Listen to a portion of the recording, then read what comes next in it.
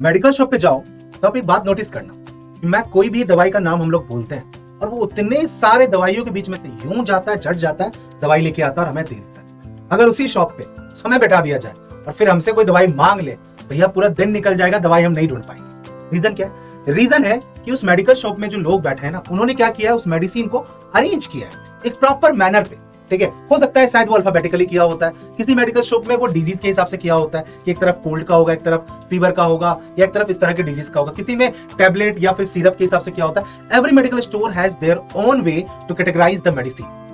Similarly उसी तरीके से बेटा, जब क्या हुआ, जब एलिमेंट्स की खोज हुई, अब एलिमेंट्स आपको अभी तक पता है एलिमेंट्स क्या होते हैं, ये हाइड्रोजन, कार्बन, हीलियम, नियोन, ये सब एलिमेंट है। अब ये सारे एलिमेंट एक साथ नहीं खोजेगा, शुरुआत में थोड़े से एलिमेंट, फिर विद द टाइम और एलिमेंट, विद द टाइम और ज्यादा एलिमेंट।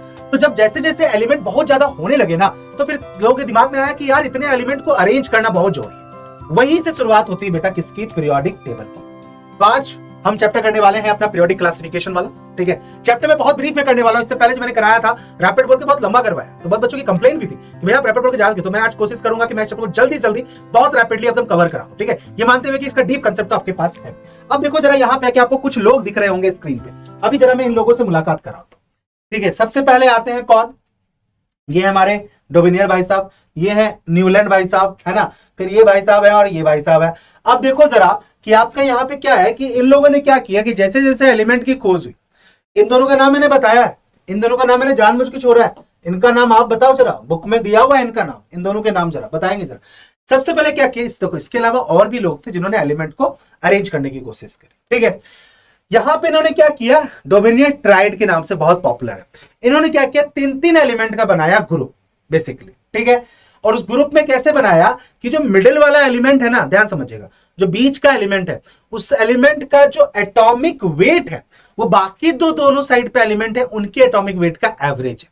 ठीक है, जैसे कि मान लो इन्होंने तीन एलिमेंट लिया ए, बी एंड सी, तो जो बी का एटॉमिक वेट है वो ए और सी का एवरेज है। ठीक है, बात ये थी कि जब तक वो थे, उनके सामने जितने एलिमेंट प्रेजेंट थे वहां पे ये वाला रूल चल गया। ठीक है, लेकिन जैसे ही एलिमेंट और खोजे गए फिर इस वाले रूल पे वो सेट नहीं हुए। ओके, तो फिर वहां से कौन है, फिर आए हमारे न्यूलैंड लॉ ऑफ ऑक्टेव्स। अब न्यूलैंड लॉ ऑफ ऑक्टेव जो है ना, भाई साहब को म्यूजिक बहुत पसंद। ठीक है, तो जैसे कि म्यूजिक में क्या होता है, धुन होती है, सा रे ग म प ध नि सा, सा नि ध प म ग रे सा। आप नोटिस करो यहाँ पे कि सेवंथ के बाद जो 8 नोट है वो वापिस से रिपीट हो रहा है। स्टार्टिंग सा से है, ठीक है, और 8 भी आपका सा है, तो 7 के बाद 8 क्या है, रिपीट हो रहा है। न्यूलैंड लॉ ऑफ ऑक्टेव्स ने भी यही किया। ये धुन बताई मैंने अपने हिंदी म्यूजिकल के हिसाब से बताई है, तो जैसे वेस्टर्न कल्चर में जो इंग्लिश है वहां पे भी आपका डो रे लामा करके चलता है म्यूजिक ऑक्टेव्स। ठीक है, आप देखो जरा न्यूलैंड लॉ ऑफ ऑक्टेव्स में क्या कहा, उन्होंने यही कहा कि जो अरेंजमेंट होगी एलिमेंट की वो ऐसी होगी कि आफ्टर 7th एलिमेंट के बाद जो 8 एलिमेंट आएगा ना, उसकी प्रॉपर्टी वही होगी जो पहले वाले की तरह होगी। तो वहां से बना Newland law of octave. Arrange element by increasing atomic mass, every 8 element had similar properties to the first element. ठीक है, हो गया, रिपीट हुआ। लेकिन भाई साहब आप भी गलत हो गए, आपकी भी बात भी सही नहीं हुई। फिर इनको ठीक करने के लिए और लोग आए, जैसे भाई साहब ने क्या कहा, इन्होंने क्या कहा, इन्होंने बनाया पहला पीरियोडिक टेबल। ठीक है, मैंने कहा नाम आप बताओगे कमेंट में, और इनके टाइम में टोटल 63 एलिमेंट प्रेजेंट है। ठीक है, तो इन्होंने क्या किया, उस 63 एलिमेंट को अरेंज किया। कैसे अरेंज किया? According to their atomic masses.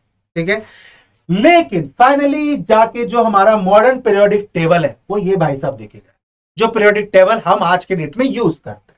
ठीक है, जिसमें उन्होंने क्या किया, एलिमेंट को अरेंज किया उनकी प्रॉपर्टी के हिसाब से और साथ ही साथ उनके एटॉमिक नंबर्स के अकॉर्डिंग। ठीक है, कि इन्होंने जैसे कि इन्होंने तो कार्ड बनाए थे, ऐसे 63 एलिमेंट्स था, उनके कार्ड लिए, है ना, उस पर सारी बातें लिखी, एटॉमिक मास लिखा, उसके हिसाब से अरेंज किया।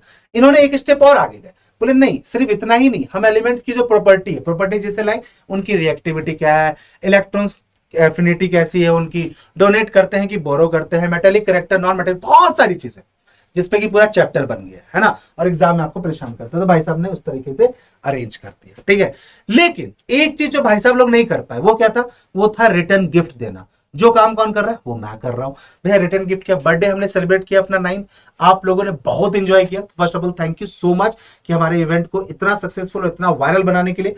मुझे पता है आप लोग बहुत मजे कर रहे हो, वो शॉर्ट्स एंड रील्स वगैरह देख रहे हो। खैर, जो हम चाहते थे वही चीज हुई है।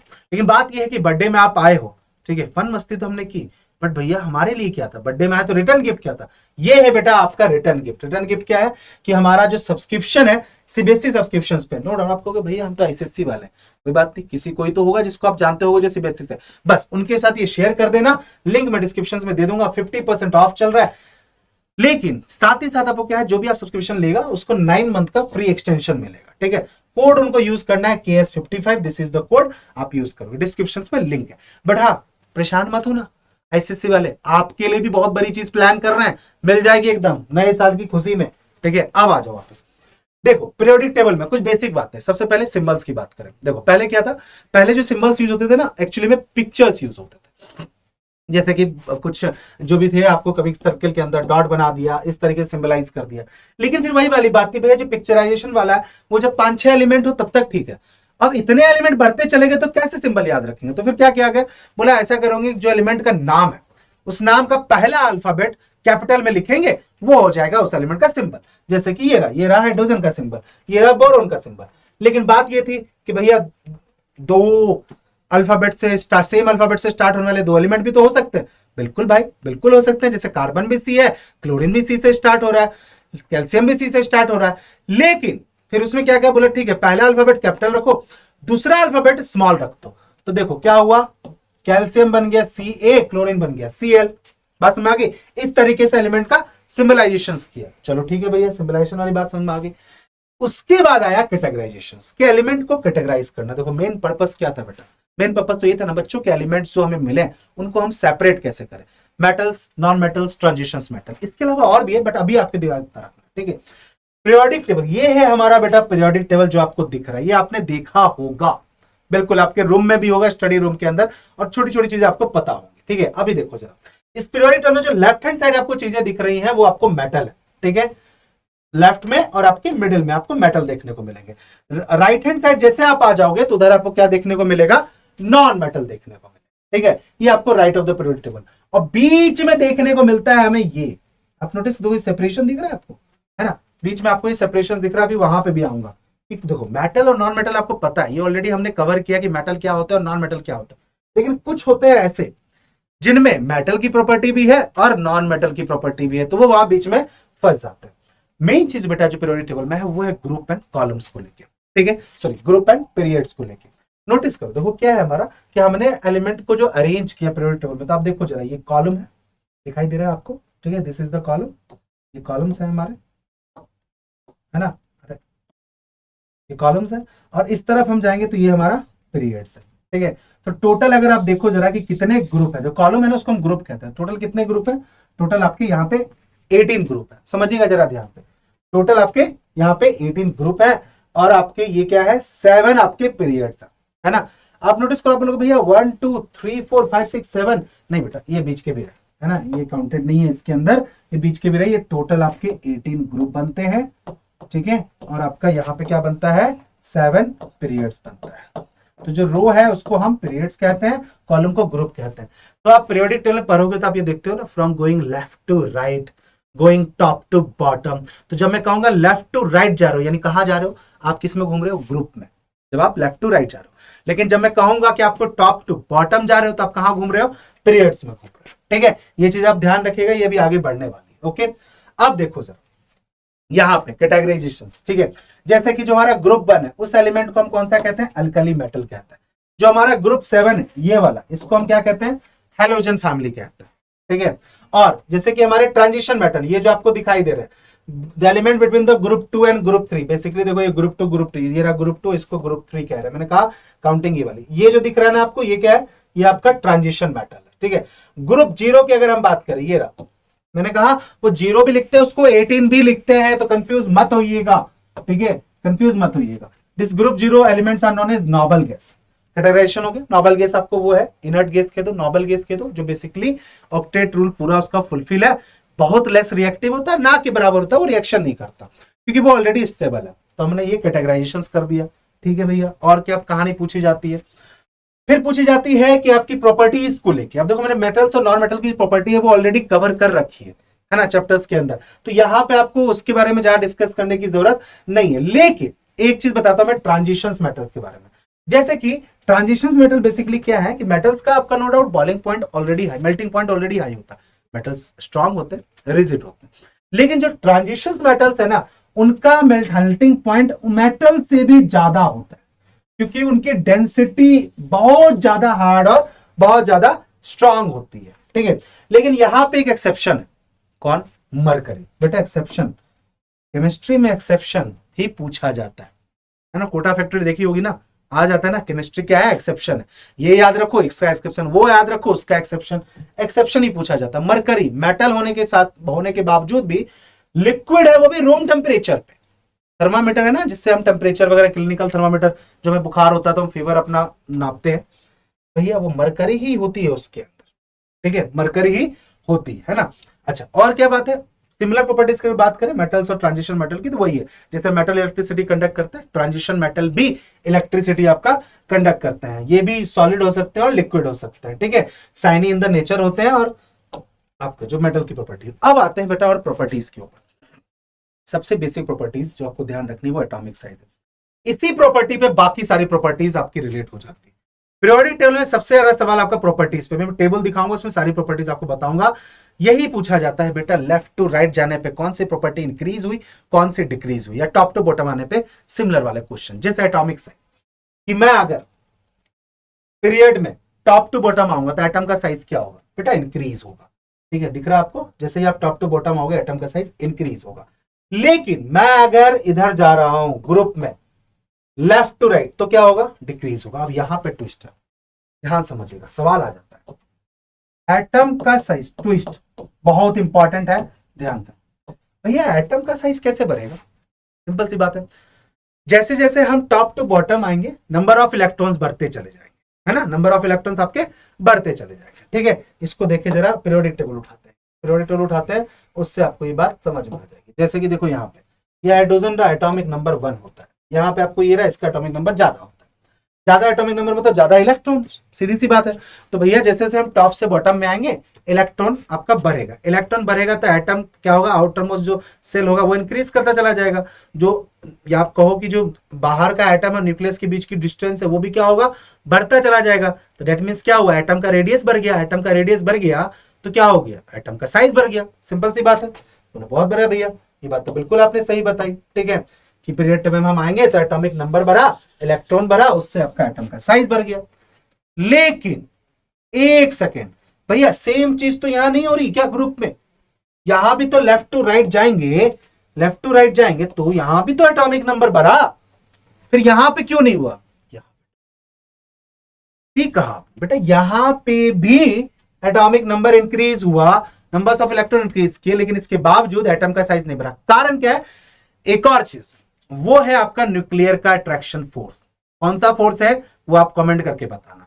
न्यूक्लियस क्या करता है? जैसे ये एटम है, ठीक है, और ये न्यूक्लियस है, न्यूक्लियस ना बाहर के इलेक्ट्रॉन्स पे, ये आउटर मोस्ट सेल है, तो न्यूक्लियस क्या करता है? बाहर के इलेक्ट्रॉन पे फोर्स लगाता है, फोर्स ऑफ अट्रैक्शन, ठीक है, बाहर की तरफ। अब होता क्या है कि जो ये फोर्स है, फोर्स ऑफ अट्रैक्शन जो न्यूक्लियस इलेक्ट्रॉन पे लगा रहा है, यहां पे कम है, और जैसे जैसे आप आगे बढ़ोगे यहां पे बढ़ता चला जाता है। अब बिकॉज ऑफ दिस, क्योंकि जो फोर्स ऑफ अट्रैक्शन बढ़ा, तो एक्चुअली में डिस्टेंस बढ़ना चाहिए था। जब हम इधर से इधर जा रहे हैं, न्यूक्लियस और इलेक्ट्रॉन के बीच की दूरी बढ़नी चाहिए थी, बस उस फोर्स ऑफ अट्रैक्शन की वजह से वो डिस्टेंस क्या हो गया? कम हो गया। तो एटम का साइज बढ़ने की जगह डिक्रीज कर गया। बेटा ये पूछा जाता है, बहुत इंपॉर्टेंट सवाल, कि ग्रुप में आप लेफ्ट टू राइट जाओगे तो एटम का साइज बढ़ता क्यों नहीं है जबकि वो बढ़ना चाहिए? क्योंकि नंबर ऑफ इलेक्ट्रॉन्स बढ़ गए, बिकॉज भैया वो फोर्स भी बढ़ गया। बात समझ में आ गई? ठीक है, देखो एटम का साइज अक्रॉस द पीरियड, उससे बड़ा यहां, ये आपका छोटा। तो क्या है?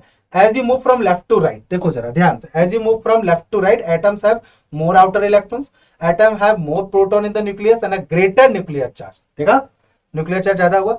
There is a great attraction between the nucleus and the electrons, the electrons are pulled closer, atom का साइज डिक्रीज हो गया। बात समझ में आ गई? ये आपका एक्सेप्शन है, पूछा जाता है, ठीक है। लेकिन डाउन द ग्रुप की बात करें तो यहां पे आपका नहीं है। डाउन द ग्रुप अगर आप जाओगे तो देखो एटम का साइज आपका इंक्रीज कर रहा है। यहां पे जो फोर्स ऑफ अट्रैक्शन है, ठीक है, जो न्यूक्लियर चार्ज है उसका इंपैक्ट बहुत कम होता है, तो न्यूक्लियस इतना ज्यादा अट्रैक्ट नहीं करता, ठीक है भैया। और क्या और है भैया? ये वाला टेबल, पीरियोडिक चैप्टर के अंदर बेटा, इस चैप्टर के अंदर आपको ये टेबल बिल्कुल एकदम दिमाग में सेट होना चाहिए। वो टेबल क्या है? ये टेबल आपको प्रॉपर्टीज के बारे में बता रहा है कि left to right and top to down अगर आप जाते हो तो आपकी प्रॉपर्टीज कैसे कैसे इंक्रीज करेगी और कैसे कैसे डिक्रीज करेगी। जैसे एटम का साइज समझ में आ गया, एटम का साइज लेफ्ट टू राइट क्या है? अब देखो लेफ्ट टू राइट कह रहा हूं, समझ में आ रहा है ना, लेफ्ट टू राइट, ठीक है, और टॉप टू बॉटम। अच्छा एक चीज जो मैंने बताई, सॉरी, कि जब हम लेफ्ट टू राइट जाएंगे तो हम क्या कर रहे हैं, हम एक ही पीरियड में मूव कर रहे हैं, ग्रुप मेरा चेंज हो रहा है, ये ध्यान रहेगा, अक्रॉस द पीरियड मूव कर रहे हैं, है ना। लेकिन जब हम टॉप टू बॉटम आ रहे हैं, ऊपर से नीचे आ रहे हैं, तो हमारा क्या हो रहा है, हम एक ही ग्रुप के अंदर हम मूव कर रहे हैं, है ना। जब हम टॉप टू बॉटम आ रहे हैं तो क्या हो रहा है, मेरा ग्रुप तो फिक्स ही है ना, इसी में मूव कर रहे हैं। लेकिन जब हम लेफ्ट टू राइट जा रहे हैं तो क्या हो रहा है, मेरा पीरियड फिक्स है। तो आगे बात, यही वाली बात उन्होंने लिखी है, ठीक है, बस ये चीज ध्यान रखनी है। अब देखो एटम का साइज तो क्लियर हो गया भैया, कोई दिक्कत नहीं है। दूसरा क्या है, मेटालिक कैरेक्टर, बेटा इसको समझेंगे, बहुत जरूरी है, बहुत जरूरी है। क्या लिखा है, across the period left to right जाओगे मेटालिक कैरेक्टर डिक्रीज होता है, और डाउन द ग्रुप जाएंगे मेटालिक कैरेक्टर इंक्रीज होता है। ये हमने पढ़ा ना पीरियोडिक टेबल में, कि पीरियोडिक टेबल में अब अगर हम देखेंगे तो क्या होगा, पीरियोडिक टेबल के लेफ्ट हैंड साइड क्या दिख रहा है, लेफ्ट हैंड साइड दिख रहा है मेटल। शुरुआत में ही देखा था हमने पीरियोडिक टेबल के, अगर हम लेफ्ट हैंड साइड की बात करें, ये रहा, ये क्लियरली लिखा होता कि पीरियोडिक टेबल में आपका लेफ्ट साइड पे क्या दिखेगा, मेटल। यहाँ पे मेटल ज्यादा दिखेंगे, जैसे जैसे हम इधर जाएंगे हमें नॉन मेटल दिखने लग जाएंगे। तो देखो सिंपल सी बात है कि मैं बोलूं अक्रॉस द पीरियड्स, देखो ये रहा, अगर मैं यहाँ की बात करूं अक्रॉस द पीरियड, ये ज्यादा मेटेलिक है, जैसे जैसे आगे बढ़ोगे मेटेलिक कैरेक्टर आपका डिक्रीज कर जाए, ठीक है, कोई दिक्कत नहीं। लेकिन अक्रॉस द, मैं ग्रुप की बात करूं, टॉप टू बॉटम की बात करूं, भैया यहाँ पे क्या होगा, यहाँ पे मेटल क्या होगा। अब बोलोगे भैया ये कैसे पता करेंगे, अभी देखो, अभी मैं आपको एक चीज बताऊं, देखो अगर मैं टॉप टू बॉटम आ रहा हूं तो मेटल कैरेक्टर क्या हो रहा है, डिक्रीज हो रहा है, मेटल कैरेक्टर आपका डिक्रीज हो रहा है टॉप टू बॉटम पे आने पे, ठीक है, सॉरी, टॉप टू बॉटम पे आने में मेटल का कैरेक्टर क्या हो रहा है, इंक्रीज हो रहा है। टॉप टू बॉटम आ रहे हो, मेटल कैरेक्टर इंक्रीज हो रहा है, भैया क्यों इंक्रीज हो रहा है। अब यहां एक चीज सीख लोगे तो आपको ये दोनों बातें, ये तीनों बातें आपको क्लियर हो जाएगी, एक ही चीज से तीनों बातें क्लियर हो जाएगी, ध्यान समझिएगा। देखो होता क्या है, जब हम ऊपर से नीचे आ रहे हैं तो एक बात को देखना, एक चीज से देखो सारी चीजें कैसे रिलेट होती है, फोकस करो मेरी बात पर। जैसे ही हम टॉप टू बॉटम आए, एटम का साइज क्या हुआ भैया, इंक्रीज हुआ। एटम का साइज इंक्रीज हुआ तो बाहर का इलेक्ट्रॉन न्यूक्लियस से नजदीक है या दूर है, भैया दूर है। दूर है तो न्यूक्लियस का जो कंट्रोल है इलेक्ट्रॉन्स पे वो आसान है, अच्छा कंट्रोल है या बुरा कंट्रोल है, भैया बुरा कंट्रोल है क्योंकि दूर हो गया ना। तो एटम को लूज करना आसान होगा, बिल्कुल भैया। यानी अगर हम टॉप टू बॉटम, एक सिंपल शब्दों में अगर मैं टॉप टू बॉटम आ रहा हूं तो इलेक्ट्रॉन लूज करना आसान है, बिल्कुल भैया, यही तो मेटालिक कैरेक्टर है। मेटल कैरेक्टर क्या है, इलेक्ट्रॉन लूज करना, नॉन मेटल कैरेक्टर क्या है, इलेक्ट्रॉन गेन करना। जैसे ही हम टॉप से बॉटम आए भैया, मेटल को, इलेक्ट्रॉन को लूज करना आसान हो जाएगा। यानी अगर आप आसान से इलेक्ट्रॉन लूज कर रहे हो यानी आप मेटल अच्छे हो। इसीलिए जैसे ही हम टॉप टू बॉटम आते हैं मेटेलिक कैरेक्टर इंक्रीज हो जाएगा, और उल्टा क्या हो जाएगा, नॉन मेटेलिक कैरेक्टर डिक्रीज हो जाएगा, ठीक है। लेकिन इसके अलावा भैया आपने बोला कि भैया ये तीन चीजें भी कवर होती है, देखो जरा कैसे, ध्यान समझना, ध्यान समझना जरा क्या है, इलेक्ट्रोनेगेटिविटी, इलेक्ट्रॉन एफिनिटी। बेटा पता है क्या होता है, इलेक्ट्रोनेगेटिविटी और इलेक्ट्रॉन एफिनिटी होती है बेसिकली कि आपको इलेक्ट्रॉन से कितना प्यार है। आपको जिस चीज से प्यार होगा आप उसको जाने दोगे, है ना, समझ गए ना, कौन देता जाने, है ना, वो तो भगवान ने साथ नहीं दिया तो छूट जाता है ऐसा। लेकिन अगर मुझे किसी चीज से प्यार है तो मैं उसको जाने तो दूंगा नहीं। लेकिन यहां पे क्या हो रहा है मेटल के साथ, मेटल जैसे जैसे टॉप टू बॉटम आ रहा है वो इलेक्ट्रॉन को छोड़ रहा है ना। मुझे छोड़ के जो तुम जाओगे तो पछताओगे नहीं, भैया मैं चाहता हूं तुम जाओ, मेटल ने लूज कर दिया। तो यानी मेटल जैसे ही टॉप से बॉटम आ रहा है, मेटल बढ़ता जा रहा है, मेटेलिक कैरेक्टर, इलेक्ट्रॉन लूज करना आसान हो जा रहा है। यानी उसकी इलेक्ट्रॉन से एफिनिटी है क्या, तो है क्या इलेक्ट्रॉन से प्यार, नहीं है प्यार, यानी उसकी इलेक्ट्रॉन एफिनिटी डिक्रीज हो रही है, या मैं कहूं इलेक्ट्रोनेगेटिविटी डिक्रीज हो रही है। दूसरे तरफ उल्टा देखो, अक्रॉस द पीरियड देखो, अब ऑब्वियस सी बात है जो टॉप टू बॉटम में हो रहा है अक्रॉस पीरियड में उल्टा हो रहा है। क्यों, क्योंकि जब हम पीरियड में मूव कर रहे हैं तो वहां पे एटम का साइज बढ़ने की जगह छोटा हो रहा है, न्यूक्लियर चार्ज स्ट्रांग हो रहा है और वो इलेक्ट्रॉन को होल्ड कर रहा है, वो इलेक्ट्रॉन को छोड़ नहीं रहा। तो भैया जब हम लेफ्ट टू राइट जाएंगे तो जो इलेक्ट्रॉन एफिनिटी या इलेक्ट्रोनेगेटिविटी है वो बढ़ेगी, इलेक्ट्रॉन से मोहब्बत बढ़ेगी, इलेक्ट्रॉन आसानी से रिलीज नहीं होगा। अब देखो जरा, एटम के साइज से metallic character, non metallic character relate हो गया, और इसी वजह से आपका इलेक्ट्रोनेगेटिविटी और इलेक्ट्रॉन एफिनिटी होगी। आयोनाइजेशन एनर्जी, आयोनाइजेशन एनर्जी क्या होगी भैया, इंक्रीज करेगी। और इधर आएंगे डिक्रीज करेंगे। आयनाइजेशन एनर्जी पूरी डिपेंड करती है किसके ऊपर, एटम के साइज के ऊपर। भैया जैसे लेफ्ट टू राइट है ना, लेफ्ट टू राइट है तो एटम का साइज छोटा होता है, क्यों, न्यूक्लियर चार्ज बढ़ गया, वही है ionisation energy. Ionisation energy increase कर गई, यहाँ पे आपकी डिक्रीज कर, ठीक है भैया। मेल्टिंग पॉइंट बॉइलिंग पॉइंट क्या, अरे भैया सिंपल सी बात है, जितना ज्यादा मेटेलिक होंगे मेल्टिंग पॉइंट बॉइलिंग पॉइंट उतना ज्यादा हाई हो जाएगा, जितना ज्यादा नॉन मेटेलिक होंगे मेल्टिंग पॉइंट उतना लो हो जाएगा। देखो across the period left to right जाएंगे तो क्या होता है, देखो जरा ध्यान समझना, जरा यहाँ पे ट्विस्ट है, इंक्रीज करेगा अप टू ग्रुप 14 फिर डिक्रीज करेगा। क्यों करेगा इंक्रीज, क्योंकि आपको पता है कि लेफ्ट टू राइट जा रहा है तो क्या हो रहा है आपका, समझिएगा जरा ध्यान से, जो ग्रुप 14 तक वो आपका मेटल्स वाली बात आती है तो इंक्रीज कर रहा है, नॉन मेटल फिर आपका इंक्रीज डाउन द ग्रुप, ठीक है, मेल्टिंग पॉइंट।